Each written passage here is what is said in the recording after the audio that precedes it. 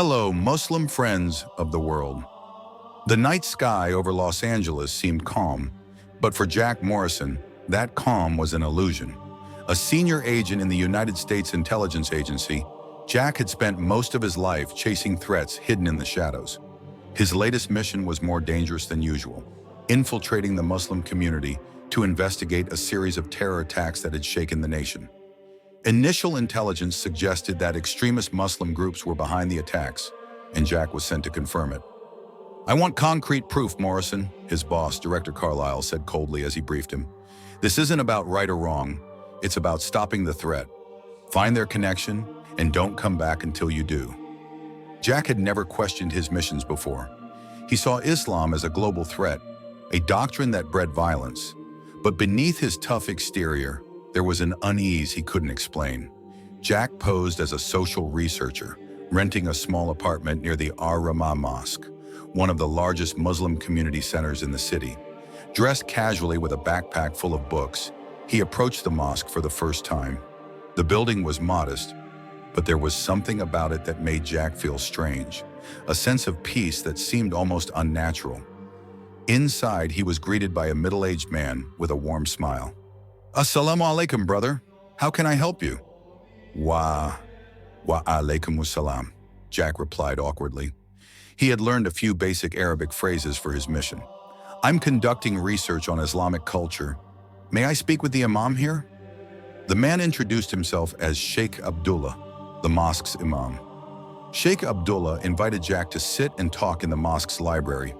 Carefully, Jack began asking questions, trying to gather information about the Muslim community's activities. However, instead of finding suspicion, he was surprised by Sheikh Abdullah's wise answers. "Islam teaches peace, Mr. Morrison," Sheikh Abdullah said after Jack asked about jihad. "The word jihad means struggle, a struggle against one's ego, against injustice, against ignorance, not a struggle to harm others." As their conversation continued, the call to prayer echoed through the mosque. Sheikh Abdullah smiled. "Excuse me, I must lead the prayer. You're welcome to stay and read if you'd like." Jack nodded and pretended to be interested, but inside he felt nervous. He decided to observe from a distance. As the mosque congregation lined up for prayer, Jack noticed something that baffled him. There were no signs of violence, no faces filled with hatred.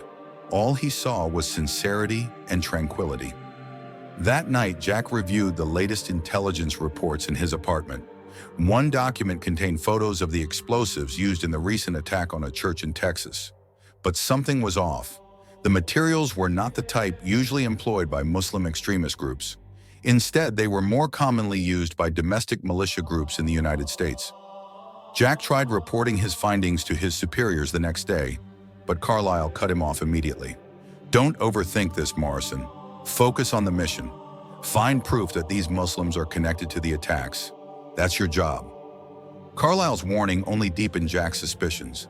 Something was wrong. A few days later, Jack attended a community event at the mosque, a simple dinner open to everyone. He met people from various backgrounds, business owners, students, even war veterans. One of them, a young man named Tariq, shared how Islam helped him overcome depression after returning from the Iraq War. "I used to think Islam was the enemy," Tariq said, "but after learning about it, I realized I was fighting something I didn't understand." Tariq's words echoed in Jack's mind. He began to wonder, what had he really been fighting all this time? That night, as Jack walked home, he felt like he was being watched. His instincts as an agent kicked in, prompting him to scan his surroundings. He saw a shadowy figure at the end of the street, but as he approached, the figure disappeared. Jack knew one thing. He had caught someone's attention, and perhaps this mission was far bigger than he had imagined. Jack Morrison found himself at a crossroads. The evidence he'd gathered, the unusual explosives, the peaceful congregation at the mosque, and the unrelenting pressure from his superiors to frame the Muslim community, painted a picture far different from the one he was told to believe. Something about this mission didn't add up, and Jack was determined to uncover the truth. Late one night, as Jack was reviewing classified documents in his apartment, he heard faint footsteps in the hallway. Instinctively, he reached for his pistol hidden under the sofa cushion. Switching off the lights, he silently approached the door and looked through the peephole. A man in a black jacket and cap stood just outside his door, motionless. After a tense few moments, the figure moved on, disappearing into the shadows of the corridor. Jack's heart raced. He knew then that this investigation was no longer just a mission. It had become a game of survival. Someone was watching him. The next day, Jack decided to dig deeper into the explosives used in the Texas church attack. He contacted Rachel, a forensic analyst he trusted from previous missions. Meeting her in a secluded cafe, he handed her the report and asked for her opinion. "This isn't standard," Rachel said, scanning the data. "These materials don't match the profile of foreign terrorist groups. They're too crude, too local. Honestly, I've seen this kind of setup in cases tied to domestic militias." "Domestic militias?" Jack asked, his brow furrowing. Rachel nodded. "Specifically, Christian extremist groups. There's a pattern here that matches groups like the Sword of Zion. They've been linked to a few low-profile attacks, but the cases always seem to disappear before they gain traction." The mention of the Sword of Zion sent a chill down Jack's spine. He had heard whispers of the group before, radicals with an apocalyptic ideology, believing it was their divine mission to incite chaos. "If you're looking into this, Jack, be careful," Rachel warned. "These people are well-connected. They have powerful allies in places you wouldn't expect." Returning to the mosque under the guise of continuing his research, Jack was greeted by Sheikh Abdullah, who seemed to sense the agent's unease. "You seem troubled, Mr. Morrison," Sheikh Abdullah said as they sat in the mosque's library. Jack hesitated. He couldn't reveal his true identity, but something about Sheikh Abdullah's calm demeanor compelled him to open up, at least partially. "I've been following leads on some disturbing events," Jack said. "Things don't add up. I feel like there's a bigger truth being hidden." Sheikh Abdullah leaned forward, his eyes filled with genuine concern. "The truth can be heavy, but it is also liberating. If you're searching for it, I pray that you find it, no matter where it leads you." The Imam's words struck a chord with Jack. For years, he had operated under orders without questioning the narratives he was fed, but now he felt as though the ground beneath his feet was shifting. Back at his apartment, Jack pieced together the evidence he had collected. Patterns began to emerge, pointing unmistakably to the Sword of Zion. The church bombing in Texas was just one of many incidents designed to frame the Muslim community while advancing the agenda of this radical Christian militia.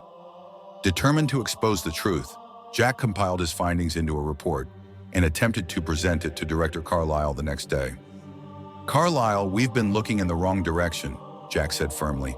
"The evidence points to a domestic threat, a group called the Sword of Zion. They're behind the attacks, not the Muslims." Carlisle's face hardened.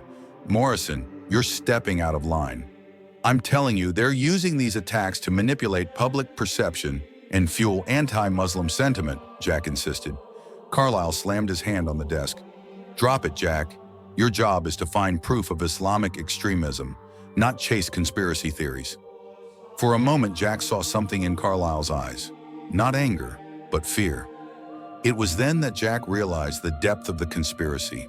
This wasn't just about a rogue group. There were people in power who wanted this narrative to persist. That evening, as Jack reviewed his next steps, his phone buzzed with an unknown number. Hesitating, he answered. A cold, mechanical voice came through the line. "We know what you're doing, Morrison. Drop the investigation, or you won't live to see tomorrow." Jack's blood ran cold.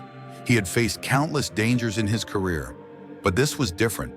This wasn't just about him anymore. This was about the lives of innocent people being used as pawns in a deadly game. He hung up the phone and clenched his fists. The threat only fueled his determination. If they were trying to silence him, it meant he was closer to the truth than he realized. Seeking refuge, Jack returned to the mosque that night, his mind racing with thoughts of betrayal and danger. Sheikh Abdullah noticed his distressed state and invited him to sit. "Sometimes the path to truth is surrounded by darkness," the Imam said gently. "But you must ask yourself, why are you seeking it? Is it for justice or for yourself?" Jack didn't respond immediately. For the first time in his life, he didn't have an answer. As the call to prayer filled the air, Jack watched the congregation gather, their movements synchronized in perfect unity.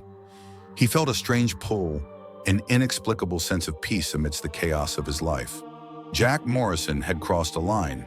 He was no longer an agent following orders. He was a man chasing the truth, no matter the cost. The realization that a radical Christian group, the Sword of Zion, was behind the attacks, and not the Muslim community, had placed a target on his back. His enemies were powerful, and his allies were few. But for the first time in his life, Jack felt like he was fighting for something real. The night was still when Jack left the mosque after another tense meeting with Sheikh Abdullah. He had shared limited details about his investigation, careful not to implicate the imam or the congregation. As he walked back to his apartment, the streets felt eerily empty. Suddenly, the roar of an engine shattered the silence. A black SUV sped toward him, headlights glaring. Instinctively, Jack dove behind a parked car as gunshots rang out, bullets ricocheting off the pavement. His heart pounded as he rolled to his feet and sprinted down an alleyway.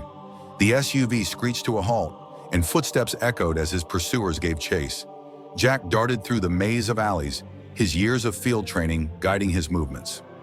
Reaching a narrow passage, he scaled a fence and dropped into a back street. The footsteps faded, but he knew it was only a matter of time before they found him again. Jack pulled out his phone and dialed the one person he could trust. "Sheikh Abdullah," he whispered, his voice strained. "I need help." Sheikh Abdullah and several members of the mosque welcomed Jack into a hidden room beneath the mosque's main hall. It was a simple space, used for storing supplies, but for Jack, it was a sanctuary. As the night wore on, Jack shared everything he had uncovered about the Sword of Zion.